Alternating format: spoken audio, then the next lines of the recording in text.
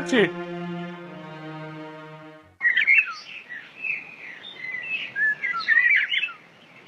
শাকচুন্নি, এবার তাহলে আমি যাই, দেখি পরীকে বোঝাতে পারি কিনা।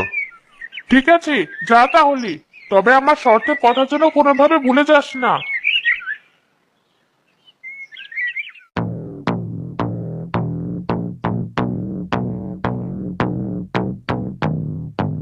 সেই কখন থেকে হেঁটেই চলেছি, কিন্তু সেই বাগান তো খুঁজে পাচ্ছি না। আমি কি তাহলে ভুল পথে হাঁটছি? না না, ভুল হবে কি করে?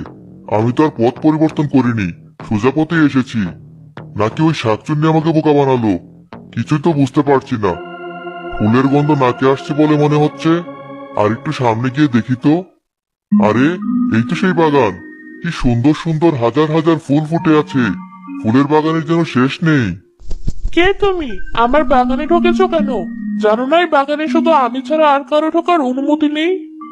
ক্ষমা করো পরি, আমি তোমার অনুমতি ছাড়া ঢুকে পড়েছি।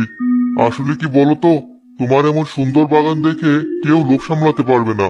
বড় সুন্দর তোমার বাগান। তোমার কথা শুনে আমার খুব ভালো লাগলো, তাই তোমাকে ক্ষমা করে দিলাম। এবার বলো কেন এখানে এসেছো?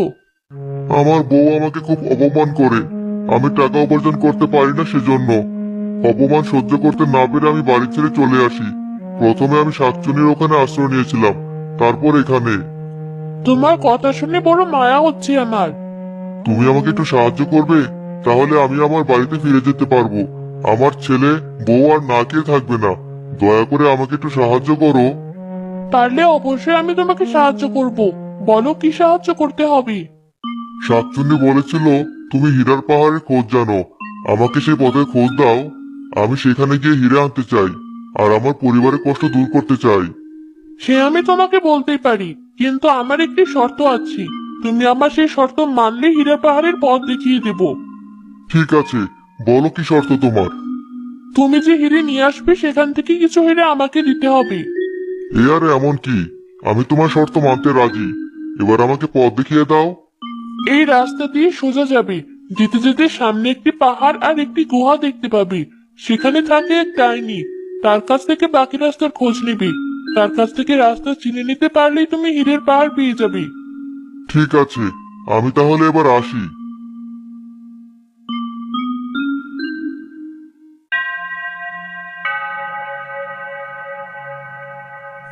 এই তো একটা পাহাড়, একটা গুহাও দেখতে পাচ্ছি। এটাই মনে হয় সেই ডাইনির গুহা।